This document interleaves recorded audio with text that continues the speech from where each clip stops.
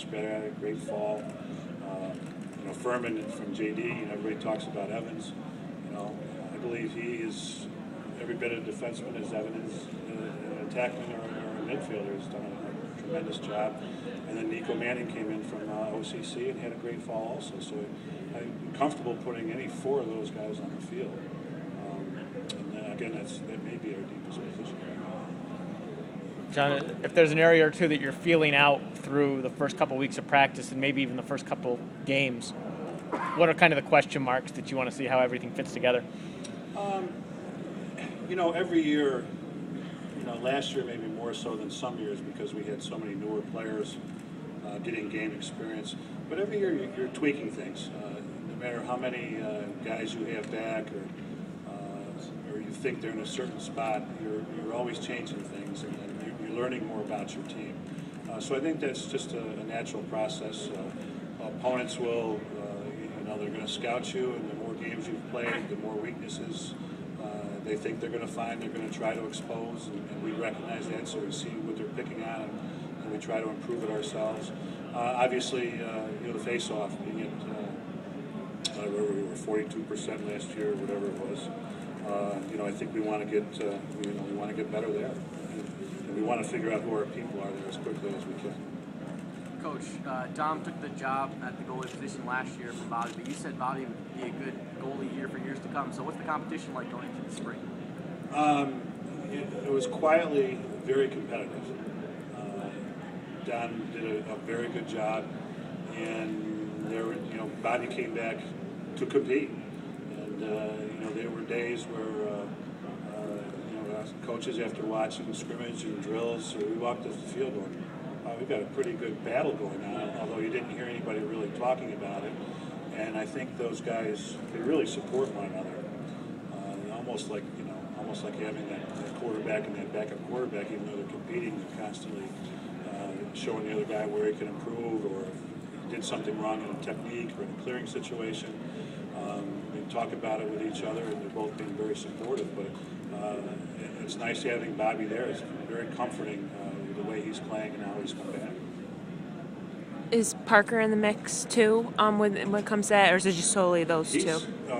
He's done a very good job. He's another one that we feel very strongly about going forward. When I talked about Furman and Evans and Parker and a number of other guys, this is probably the best freshman class we've had in a while as far as depth in different positions. It's a good group. We're going to be hearing a lot about these guys in the freshman class, if not soon, in the future. Is he kind of, because I know compared to maybe Dom or, the other goalie, he seems to, come out of the cage, disrupt passing lanes. Would that be an accurate assessment for him? Very much so. If you couldn't hear it, she asked if he's a little bit like Dom, maybe even more aggressive as far as coming out of the goal, intercepting passes, running the ball up the field, picking up loose balls, things that we can't really teach. He's got other things that we can't really teach. He seems to be pretty fearless in the goal, which is important. Also, a couple things that the coaches are going to tweak with his technique, but we're very happy with where he is too. He's competing.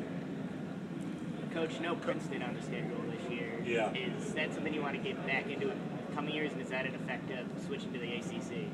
Well, we have the number one strength of schedule, this year, and we really wanted to keep Princeton. It's a nice trip for us, and it's only 4 hours down the road. It's been great competition.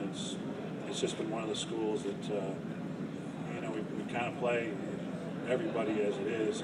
There really isn't if you look at the schedule, there really isn't a breather on there. So we're playing, I think, Binghamton midweek, and then we're going to Cornell, and that would have been Princeton would have been in between it all, and going on to play Carolina. So it would have been like 3 of those teams in a row with Cornell, Princeton, and Carolina, all in a 7-day span. So it's a lot. I talked with Coach Bates about it. I don't like the fact that we're not playing Princeton this year, but we're going to try to get back. It's just when you look at the weekends, not only have you thrown a couple more teams on there, which take up a couple of weekends, you've also thrown in the ACC tournament, which is 3 weekends now. So we're just you run out of space, and we're asking an awful lot of these guys as it is with the schedule we have. But it's a team we'd like to get back on there. About Army, I mean, it's a team again. You played 60 times. There's a lot of tradition, state tradition there. Same kind of situation. Yeah, very much so. Although I think when you see Maryland go off the schedule, you see Army come back on, because that's the same thing. So it's kind of a one-year thing. Yeah, and a lot of it too is you had to. The ACC didn't do our schedule. The coaches did the schedule. So we were fortunate that we were able to come up with weekends that all the other coaches agreed on. So that's why you see Army where it is. That's why you see Princeton off the schedule, is because the ACC teams were coming in and taking those dates. The Maryland, I think, will go Big Ten next year and probably slip on the Big Ten. Sal, Coach, you mentioned the freshmen. There's a lot of Section 3 kids in that class. Does it kind of remind you of the one a few years ago with Joe Bond and Joel, John Galloway, as far as guys who kind of grew up playing together? Yeah, a little bit. A little bit. Lacrosse has become recruiting now is probably done more outside the high school team. It's on the club teams that travel in the summertime. Around here would be Roadhawks and teams like that. And and a lot of these teams want to be as good as they can. They want to be really good travel teams so they get into the best tournaments in the summertime. And they want to show players from their areas. So they want to have the best players. So a lot of these travel teams are turning into all-star teams for the area. So you're going to get a lot of Section 3 kids on one of these travel teams, and they want to show what they can do. And so I think they even know each other better now than in those days where, they went to the Empire State Games and played a few days together, but now they're on these travel teams and they're being coached with an offense and defense together. And so we're seeing more and more of that out there. And as a result, the guys more public know each other better. And so, it's similar. That's similar to that. John, the last couple of years of this, we talked a lot about rule changes, pace of the game. It seems like it's quiet on that front this year. So is all well there, or are there some things that maybe aren't on the radar screen that you're looking at in terms of rules this year? Well, I was at the coaches' convention where I sit as the third this year, and you sit in a lot of the first few days are basically coaches getting together as a group and by divisions. Fair amount of discussion about the shot clock, more than I've heard in the past, and some discussion about the face-off. I thought there'd be more discussion about the face-off than the shot clock myself, only because I thought by putting in the warning last year with the 30-second shot clock, I thought it did a lot of good. It stopped that team from holding the ball for 4 or 5 minutes at a time. Now there's some teeth in it. Before, there wasn't that 30-second after the warning, and you still just had to keep it in the box. Last year, I think we saw once the warning went on, you had 30 seconds to make something happen, and I would still go for a shot clock, but this was the next best thing. And yet, we looked at the face-off, and here you are. I don't mean it as a knock, but you probably have the team's worst lacrosse player being the most important player on the field, and that's with the face-off. Rarely do you see a face-off guy stay out there and play offense.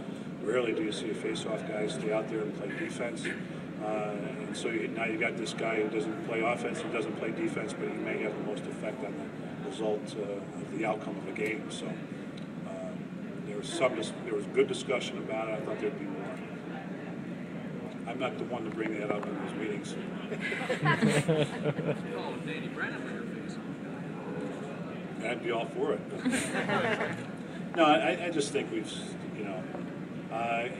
last year's championship game, we're up 5-0 and 6-1, and then we go 1 for 15 in the second and third quarter on the face-offs, and you see a whole, shift in the game, and I just, frankly, was handcuffed. I had to watch, Duke play offense for most of the game. So, and face-off guy was terrific, and their offense was good.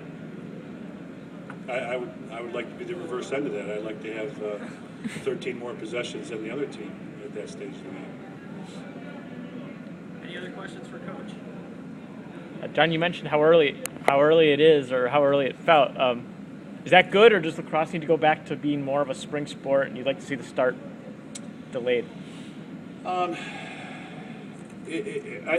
me, it is what it is, unless the rules are changed. It was kind of interesting listening to, I think, Bill Belichick one day talking about injuries in the NFL and the fact that the NFL has shortened their off-season practice times and workouts, and he kind of alluded to the fact that players maybe weren't as good a shape or as strong because they'd be able to work out with the teams in their facilities.